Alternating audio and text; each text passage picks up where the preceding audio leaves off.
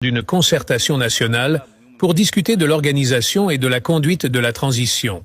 À ce moment, le même président français est passé par un autre président pour dire qu'il souhaite me parler. L'autre président étranger est passé par mon directeur de cabinet.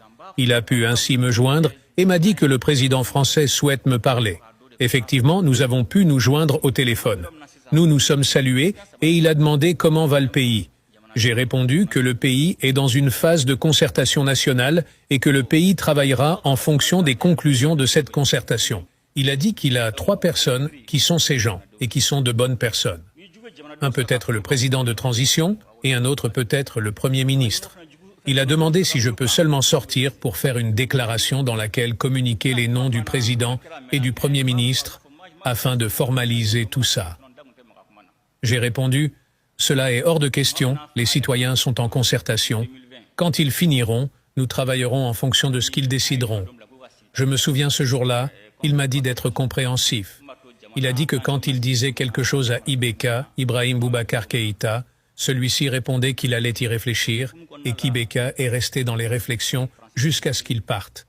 Donc, qu'il faut que, moi, je cesse cela.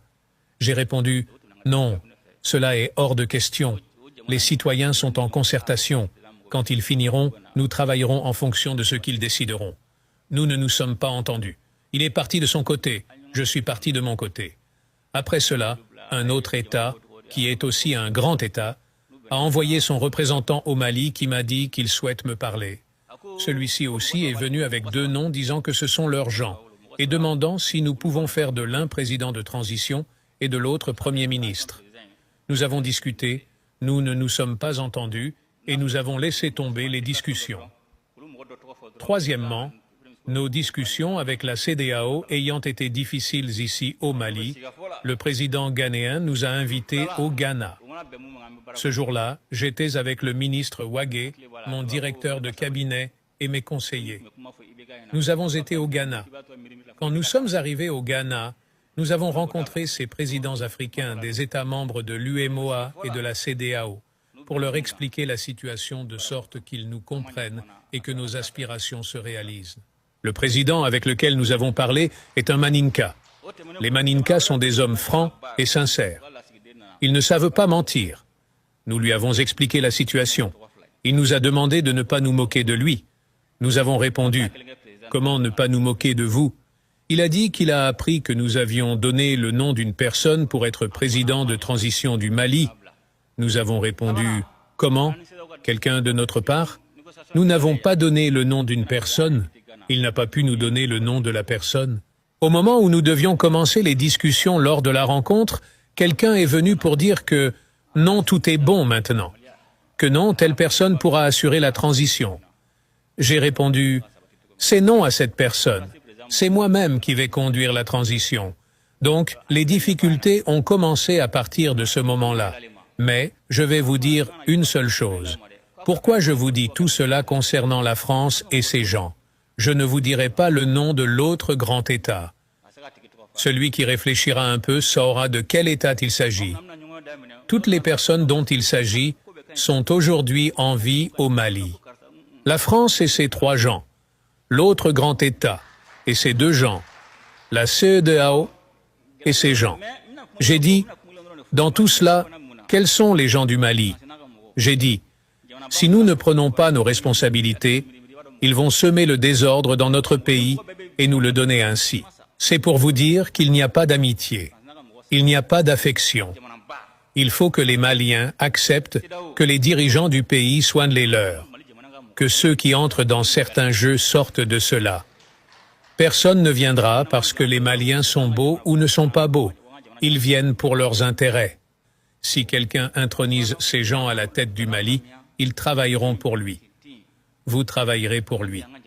C'est pourquoi il faut que les Maliens eux-mêmes désignent leurs représentants pour réaliser les aspirations des Maliens. J'ai dit tout cela pour faire comprendre aux Maliens que, concernant ceux qui posent un problème, il ne faut pas qu'ils se trompent. Tout ce que vous entreprendrez, il faut faire en sorte qu'il le soit dans le cadre de ce qui est voulu et décidé par les Maliens pour que les Maliens ne soient pas livrés au bon vouloir de quelqu'un d'autre. les Maliens ne porteront pas au pouvoir quelqu'un qui ne mettra pas en œuvre la volonté des Maliens. La France ne viendra pas dépenser des milliards gratuitement au Mali pour notre sécurité. Elle le fait uniquement que pour ses intérêts. Les États n'ont pas d'amis, ni état d'âme. Chacun cherche ses intérêts. Ce sont les grandes puissances qui sont derrière toutes les missions internationales pour assurer leur rayonnement et une influence au niveau mondial. Les décisions prises par ces grandes puissances ont souvent un impact sur les autres nations qui les prennent en compte pour leur propre politique, décisions militaires ou diplomatiques. J'ai fait 1 année et 4 mois de mission au Soudan et j'ai quitté ce pays juste après sa partition en 2 États. Depuis l'annonce d'un déploiement maximal de la MINUSMA autorisé par l'ONU au Mali, j'ai imaginé le cas du Soudan dans notre pays. Une fois installés dans votre pays, il vous sera très difficile de les faire partir, mais Dieu merci, nous avons réussi à faire partir la MINUSMA. Elle ne répondait pas aux aspirations du peuple malien. Malgré le retrait de la France, sa présence au Mali persistait à travers les actions de la MINUSMA. Vous auriez compris avec moi que, depuis le départ annoncé de la MINUSMA, avec la rétrocession des camps au Mali, nous avons assisté à des attaques sporadiques des villes, du bateau Tombouctou, des villes Bamba et Bourem.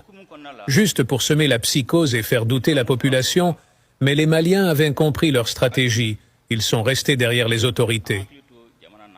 Nous avons récupéré méthodiquement les camps, ville par ville, selon le calendrier du retrait.